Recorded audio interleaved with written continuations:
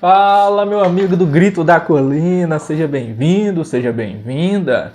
Uma noite iluminada do Morumbis. Fecha em São Januário, não quero mais jogar em São Januário. Agora o Vasco da Gama precisa jogar sempre no Morumbis.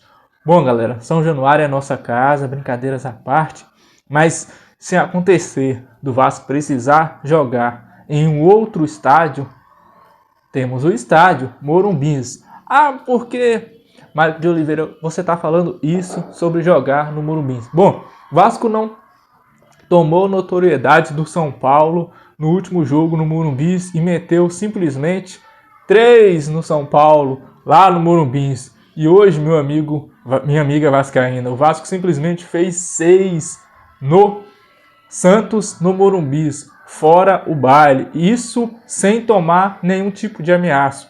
O Santos não jogou bola hoje e Coutinho brilhou. Bom, se inscreve aí no canal, você que está chegando aí pela primeira vez, seja bem-vindo, seja bem-vinda. Este é o Grito da Colina, canal aqui de Vasco, para falar mais uma vez sobre o Vasco da Gama, que hoje jogou bem. Como vocês que me acompanham aqui no canal já sabe, o Vasco vinha jogando bem. O Vasco contra o Independente Del Valle em São Januário jogou bem, empatou 1-1, mas jogou bem. E hoje não foi diferente. Hoje o time do Vasco jogou futebol. O time do Diniz já vinha jogando bem contra o Grêmio. Naquele 1-0 foi um primeiro tempo top demais. No segundo tempo, infelizmente, o Vasco teve um vacilo, o Grêmio foi ao ataque, fez um gol. Parece que, se eu não me engano, o Grêmio teve 3 chances de contra-ataque nesse jogo e terminando aí empatando o jogo. O jogo contra o Inter, lá no Rio Grande do Sul, em Porto Alegre, o Vasco fez um primeiro tempo espetacular. Vocês que acompanharam o jogo viram, o time do Vasco simplesmente amassou o Inter lá na casa do Inter, mas infelizmente teve um vacilo, o goleiro Léo Jardim foi expulso e o Inter acabou fazendo um gol. Tirando isso, galera, não dá pra dizer que o time de Fernando Diniz joga, não dá pra dizer que esse time tá lá brigando pelo rebaixamento. Bom, falar um pouquinho do jogo. O Hugo Moura, já no início do jogo, acerta a cabeça do Tiquinho Soares e toma aí um cartão amarelo. A galera achou que o Tiquinho Soares poderia, ter saído de campo, mas não saiu. Muitos achou que o jogador Hugo Moura deveria ter tomado, em vez de um cartão amarelo, um vermelho, mas ficou só no amarelo. O Hugo Moura não foi expulso e o Vasco foi para o jogo. Os 15 primeiros minutos foi do Santos. O Santos dominou, não teve nenhuma chance assim clara, de gol nesses 15 minutos de dominância do Santos. E aí o Vasco, aos poucos, foi colocando a bola no pé. Felipe Coutinho, que hoje, na minha opinião, fez o melhor jogo dele com a camisa do Vasco. Para mim, hoje ele foi o craque do jogo, o melhor jogador da partida.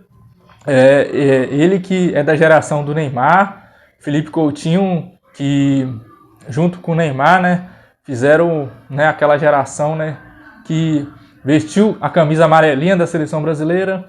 Bom, galera, hoje dá para dizer que foi chocolate.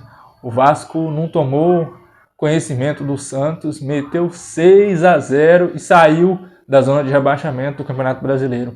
O Cruz Maltino fez 5 gols no segundo tempo no Morumbis, não deu nenhuma chance aí para o Santo, o peixe aí do Neymar. Neymar que acabou saindo até chorando de campo, sendo consolado pelo nosso treinador Fernando Diniz. Para a galera que queria aí Fernando Diniz fosse demitido aí, o Vasco vinha jogando bem, eu batia nessa tecla. Então o Vasco mostrou uma eficiência cirúrgica no ataque e goleou. Aí fica a pergunta, Verratti deve voltar ao time titular? Verratti não jogou hoje por ter sido suspenso por causa de cartões amarelos. Bom, a goleada do Vasco por 6-0 reflete uma eficiência do Vasco impressionante. O time converteu 75% dos seus chutes no alvo, em gols, com 8 de suas 13 finalizações indo direto certa. Bom, em comparação com o Santos acertou apenas 2 vezes o alvo de 6 tentativas sem conseguir marcar o gol. Bom, é uma goleada histórica, é um tabu quebrado, mais um, né, tabu quebrado. O Vasco já havia quebrado um tabu contra o Internacional lá, não dessa partida, mas do ano passado, com o nosso Mr. Rafael Paiva. E hoje sim, foi uma goleada histórica. E assim, a melhor forma de definir o que aconteceu no Morumbi neste domingo à tarde, o Vasco fora de casa já havia goleado, hoje, né, goleou o Santos por 6-0. É o maior placar do confronto entre os dois times. Os gols do Cruz Maltino foram marcados por, primeiro, né, Lucas Piton de cabeça, depois Ryan de pênalti, David, né, o Davi, nosso DVD, tropa do DVD, pegou um lindo balaço de primeira, sem nenhuma chance do goleiro do Santos fazer alguma defesa. Depois Tietê fez, depois Felipe Coutinho 2 vezes, e 5 desses gols foi no segundo tempo. O Peixe acabou demitindo o treinador Kleber Xavier após né, esse vexame aí. Bom, galera, entra para a história esse placar. A partida deste domingo entrou realmente para a história do confronto entre Santos e Vasco. O Peixe e o Cruz Maltino, né? A goleada por 6-0 aplicada pelo time de São Januário se tornou o placar mais elástico da história do duelo. O maior placar do confronto até o jogo de hoje no Morumbi havia sido 5-1 entre 3 oportunidades. Foram 2 vitórias santistas por esse placar e um triunfo vascaíno pelo mesmo resultado. Bom, a respeito do primeiro tempo, como eu já disse, em casa, né, o Santos tinha que tomar atitude, e foi o que o Santos fez. O Santos começou melhor, tentou partir para cima do Vasco, pressionar o Vasco, mas não conseguiu criar, como eu disse no início, chances claras de perigo para o nosso goleiro Léo Jardim, que hoje é o goleiro mais bem pago do Brasil, ganhando R$930 mil. O domínio foi muito pequeno do Santos e logo se transformou em desvantagem, porque o Vasco, o Cruz Maltino, passou a aproveitar os contra-ataques que tinha e abriu o placar com o Lucas Piton. Esse time do Vasco, meu amigo vascaíno, minha amiga vascaína do nosso canal aqui, Grito da Colina, você pode ver que ele é talhado, esse grupo é talhado para jogar no contra-ataque sem o Verrete. Você coloca aí uma discussão, Marco de Oliveira, coloco. Aí você dá a sua opinião. Verrete no time titular ou sem atacante fixo? Entrando DVD, entrando Ryan, Coutinho podendo entrar de surpresa, ou qualquer outro jogador, Nuno Moreira. Deixa aí sua opinião, quero te ouvir. Porque o Cruz Maltino passou a aproveitar os contra-ataques que tinha no jogo de hoje e foi assim que ele abriu o placar. Hoje, entrando de surpresa, o Lucas Piton. E depois de um belo cruzamento de Nuno Moreira pela direita, o Santos não conseguiu mais jogar depois desse 1-0. Na verdade, foi mais ameaçado pelo Vasco, porque o Vasco criou diversos contra-ataques perigosos, mas não ampliou a vantagem no primeiro tempo. Eu até tuitei que o Vasco era para ter feito uns 4 gols no primeiro tempo e estava receoso do segundo tempo, porque o Vasco, como eu já comentei no início da minha fala aqui no canal, o Vasco já havia feito bons jogos contra o Independente Del Valle, contra o Grêmio, contra o Internacional. Então, assim, o Vasco contra outros times, né? O Vasco, inclusive, vem tendo mais posse de bola, vem mais jogando melhor, mas estava tendo azar, não estava sendo eficiente nas finalizações e lá atrás estava tomando muitos gols. Bom, falar do jogo. O Alvinegro teve um pênalti.